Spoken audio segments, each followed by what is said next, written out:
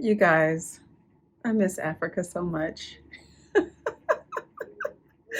I miss Africa so much. I was just watching this show. There's a channel here called the Africa Network, the Africa Channel, I think, or the Africa Network. I'm not sure. And my mom told me about it a while ago, and she's been watching it while I was away in Kenya and Ghana. She was watching the Africa Channel and telling me about all the shows. So I was just watching it, and it just gave me so much nostalgia. It's like I was just there not so long ago. There was a show hosted by a chef. I don't remember her name, but she's in Nairobi, and she made this beautiful dinner. You know, um, dinner featuring dishes from all over the continent. So she had like oxtail stew and jollof rice, and she's in Nairobi. She's at this place called the African Heritage House, I think. And it's so cool to watch things like that because I looked up that place in Nairobi and I saw that I probably passed it on my way to Mombasa, just looking at the location. I'm like, I was probably somewhere pretty close to this location. It's really cool to watch things on TV or online, and see people in places where you've been. It's just so cool. Um, and I'm really just thinking about the ways that being in Africa for 6 months out of the past year, I've been in Africa for 6 months of the past year. If we look at, from August last year to now, I was in Morocco for 2 months. I was in Tanzania for a month, Tanzania and Kenya for a month, and then Ghana for 2 months, and then Kenya again for a month. And I'm just thinking how amazing it is to look back and be like, wow, for the past 12 months, half of those months I have spent on the continent of Africa. And I couldn't be happier. I could not be more overjoyed that that has been my reality. But it's interesting because it's also like reawakened some, I guess, dormant dreams that I've had. I'm watching this show on the Africa Channel, and this woman is preparing this amazing meal with all of these different African dishes from all over the continent, and they're just talking, and she's showing clips of the city, showing beautiful, images of the home that they're in, and I'm just like, man, like I would love to host a travel show. I'm an actor, yes, but I'm also a traveler. I love to see the world. And I would absolutely love to host a travel show where I am going around. Honestly, I just want to be in Africa these days. Um, so I would love to host a travel show where I'm just going to different African countries and talking about whatever, I don't know, meeting people, talking about culture, talking about history, because those things really excite me. Talking about art, traditional art, um, languages. Like, I would really love to do that and get paid to do it.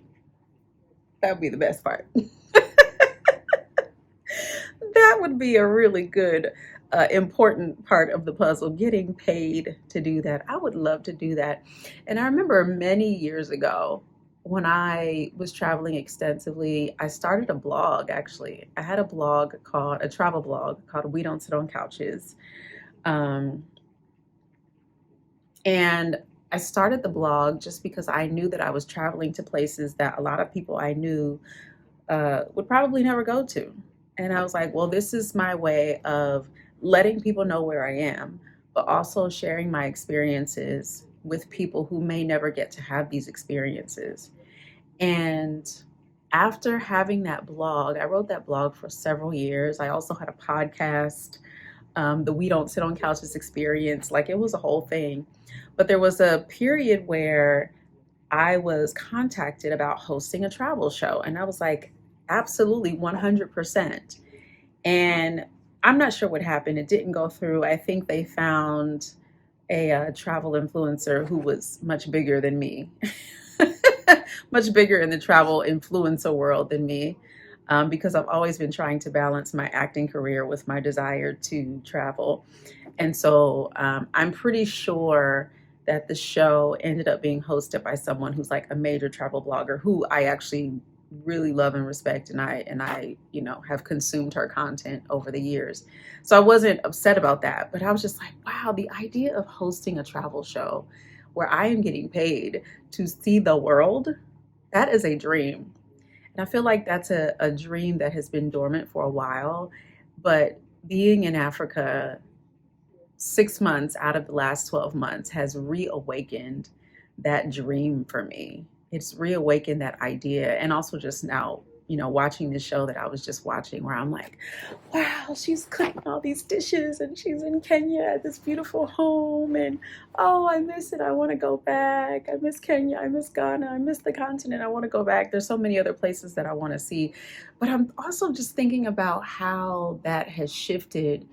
Those 6 months traveling, 6 months in Africa has shifted my perspective about so many things, shifted my own perspective about just my own life and what I desire for my life, and, how I want to live my life.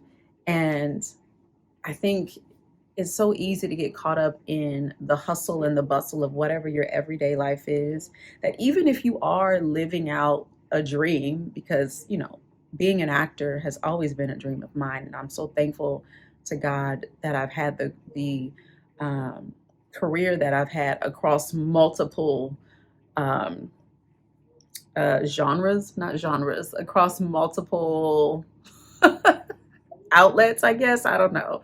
I've done theater, I've done TV, I've done film, I've done podcasts, I've done scripted podcasts, I've done my own personal podcast, I've done YouTube things like this, I've done voiceovers, I've done commercials, like I've done so many things. And I'm so thankful that I've had that career. But even in the midst of living out that dream, some other things I've had to like work in, or I've even completely forgot about. Just like I said, I forgot about that idea of like hosting a travel show. That was a dream, an opportunity that didn't happen, but it was something that almost came to me. And so I'm just thinking about how my perspective has shifted and how my desires have shifted a little bit, and how I am recognizing a desire for something different, a desire for like real community, a desire for, I don't know, this lately I've been feeling this desire to like really grow my own food. And I think that's also come from like watching my mom in her garden, and seeing her harvest her tomatoes and peppers and all of those things every day. But also recognizing that the world is shifting, the United States is shifting, trying to figure out where I want to be, and also figure out, as the world shifts, what are the things that I think are going to be important. I think community is going to be really important. I think being in a space where you can, provide for yourself at least partially by growing your own food, by, having land, all of those things. I'm thinking about that, and being in Ghana and being in Kenya, and seeing, when you go outside of the major cities, you see that way of life still happening. And so thinking a lot about, how do I make that happen for myself? And the shifting perspective of having my acting career be like the central focus of my life, to having it be just a part of my life, having it be part of the strategy of my life. And I think, like I said, being abroad and being in Africa for 6 months out of the last 12 has brought some of those things to the surface. But I also think that, God has allowed me to see some things and recognize some things, and is slowly, little by little, shifting my perspective on what life can look like and um, how my life is going to be best used, and how I can help others, how I can serve others, how I can still live out dreams that I have in service to other people. Just having a lot of thoughts, y'all. Just having a lot of thoughts. And it starts with, I miss Africa. Oh man. But it's crazy how just seeing another way of life, and not just another way of life, but seeing another way of life with people who feel familiar, people who look like you.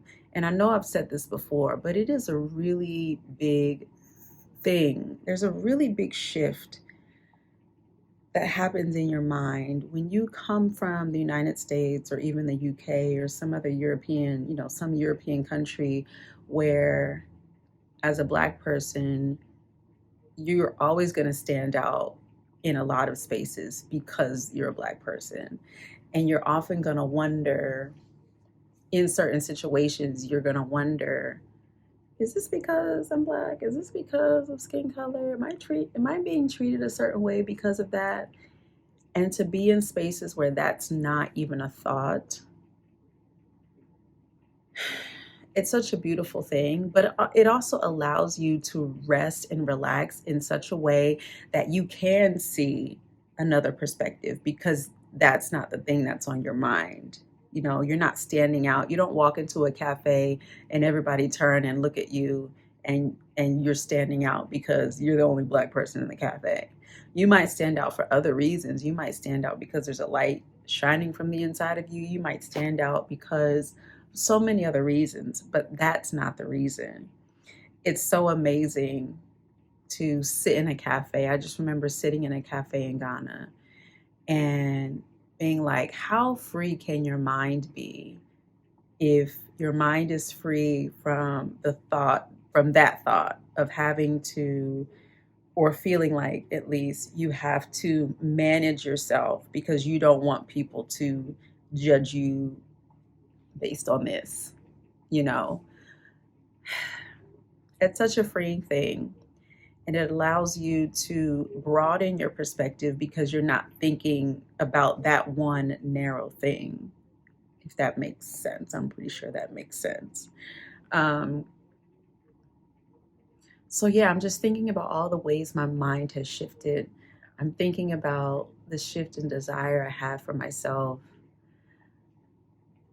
I'm thinking about one of my favorite things to do in LA is to go to open houses. So, like, when houses are for sale, usually on the weekends, usually it happens on Saturdays and Sundays, sometimes in the middle of the week, but mostly on the weekends. Um, the realtors, real estate agents that are kind of trying to sell a certain home will have what they call an open house. And so you can go, anyone can go for between a certain hours and just look at the houses, look at the house that's for sale. There'll be someone there to tell you about the home. Sometimes the home is lived in and the person who's living in it is selling it. Sometimes the home is brand new and has never been lived in, and the real estate agent is trying to sell it. But like, that's one of my favorite things to do. And I remember doing that so much. And you know, that was a way for me when I first moved to LA to kind of get the lay of the land, to understand neighborhoods, but also to see how much money do I need to actually have the kind of house that I want in LA? And what kind of house can I get for the amount of money that I'm willing to spend? And if you know anything about LA, you know that the cost of living in LA is very high, very expensive. So for a decent home, I'm not even talking about a mansion, I'm talking about a decent home, you need at least $1 million. At least. Now, for a mansion or a house that's, that has a pool, or these are all the kinds of things that people want in their home in LA. They want pools and multiple bedrooms and multiple bathrooms and views and all of these things. And we're getting into $2, $3, $4 million homes. And so in my mind, I'm thinking, okay, I believe God can do anything. I believe that I can, you know, work and make money to buy this dream home and to have a home big enough that my whole family can come and visit me and all of these things. But being abroad made me realize I don't know that I don't actually want that. I don't want to have to live my life in such a way that I have to hustle, hustle, hustle to make millions and millions and millions and millions of dollars just so I can have a house. Now, I'm happy to be a millionaire. I'm happy to be a multimillionaire. But I would prefer to live in a place where I can build community for myself, where the cost of living is not so high that I have to have millions of dollars just to have a house, where I can have land. And if you're buying a house in LA, you're not really getting land where you can like grow food and grow stuff. And so that's one of the desires that has shifted for me is going from this idea that I need many, many, many millions of dollars just so I can buy a house to, okay, what do I actually want? Where do I actually want to live? What do I actually want my lifestyle to be like? And recognizing that I don't think LA provides the kind of lifestyle that I'm hoping to have. And so that's just one of the ways that my mind has shifted. But also, I just love, love, love being around my people. I love being in a space where melanated people are the majority. I love that. And even in all of the cultural differences that come with that, because there are still many differences. But even in all the cultural differences that come with that, I am willing to, and I desire to understand the differences in culture. I desire to learn the local language of the place that I'm in. I desire to understand the history and the heritage um, of the people in the place where I live. I desire that. I remember several years ago when I was in Zambia, and I hooked up with like a tour. I took a tour with a tour guide, and he took us to one of the local villages, and we were able to sit with one of the elders in the village, and he was able to give us an oral history of the history of the village, the history of the people in the village, the history of the language, how the language was created or formulated in the village. um, so many generations back, he was able to just give us that oral history. And I was like, man, that is something that I was in such awe that first of all, that this elder would sit with us. But I was also in such awe that he was able to give us all this history verbally, that he knew it. There's something beautiful about knowing the history of the place that you come from, knowing the history of your language, knowing the history of how you got there, whether you were nomadic or whether you were always, whatever it is, like knowing that history is such a beautiful thing. And I love when I have the opportunity to sit with people or even just listen to people who can, who have that information and who have the ability to tell the story. I think it's so important that oral history. Um, I think it's so important, and it's such a beautiful thing to have those stories passed down and to have that history passed down and have that knowledge of language passed down and have that knowledge of self passed down. And so I desire to be around that. I desire to have more of that in my life. Maybe that's what my travel show will be about. People who can share oral histories. I don't know. I don't know. That is something that I would really love to do. So yeah, man, I am shifted. I am changed. I also love how when you travel abroad, you're able to see, and this is a quote that I've seen many, many times that talks about people who travel, um, are able to recognize that there is a life outside of their way of life that's being lived. And it broadens your mind to the reality that a new kind of life is possible. When you've lived the same kind of life your whole life, sometimes it can be hard to imagine that something else is possible, that something completely different than your reality is possible, in a different place, with different people, with different customs, with different traditions, with different ways of being. I think it's so important to see that and to know that. And I'm so thankful that travel has given me the gift of recognizing that a new kind of life is possible. It's also really helped me to recognize the moments where I need to like kind of take off my American mind. And that's what I have told several people, um, about my own personal travels is I'm like, when you go to a different place, you have to remove your Americanness or wherever you're from. You have to remove yourself from the mentality that is specific to the place that you're from when you go to a place where people are living in a completely different way.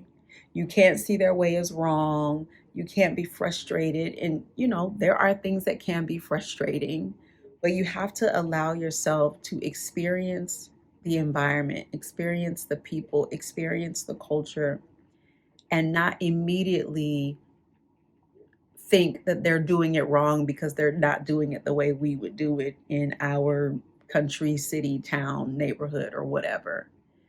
And so that's another gift that I have been given is the ability, even though I'm back in the US, to even more than before, because I think I've had this ability for a while because I've traveled a lot over the course of my life. But I think even more now, I have the ability to kind of turn off what's happening and see it from a different perspective. Even though I'm in the middle of it, I can still see it from the outside looking in, or I'm aware that I need to try to see it from the outside looking in. So yeah, that's another gift. That's another gift that I have been given by travel. The reality of knowing that sometimes you got to turn off your mind and your way of thinking and your way of being and open up your mind to even just hearing, even if you don't agree, even if it is not in alignment with what you desire for yourself or not in alignment with what you believe or whatever that is, not in alignment with what you live, but you have to at least be able to listen and to hear or observe how it's happening somewhere else. And that's a beautiful gift. Perspective. A different perspective is a beautiful gift. So yeah, y'all, I just wanted to kind of share those ramblings. Watching the Africa Channel got me in my feelings and got me thinking about dreams that I have forgotten about, opportunities that I have forgotten about, desires that I have forgotten about. And if you watched my most recent video from a couple of days ago where I talked about, I don't know what's next. I still don't know what's next, but I think I'm having some ideas and some desires reawakened. And I like that. I like that. So yeah, thank y'all for watching. Thank y'all for listening. Again, I'm going to reiterate this again. I said this a couple of videos ago. So my goal with YouTube is to get my channel to 10,000 subscribers by the end of the year. Now, I wanted to get to 3,000 by the end of July, and that didn't happen. It's okay. It's okay.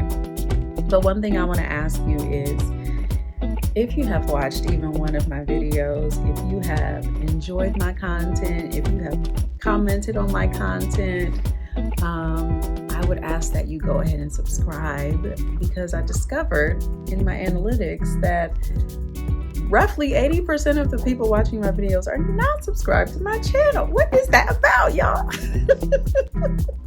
So let's go ahead and remedy that, please. Go ahead and subscribe, and go help me get to 10,000. Help me get to my goal. Help me get there. And I don't know, maybe a travel show will come out of it. That would be amazing, wouldn't it?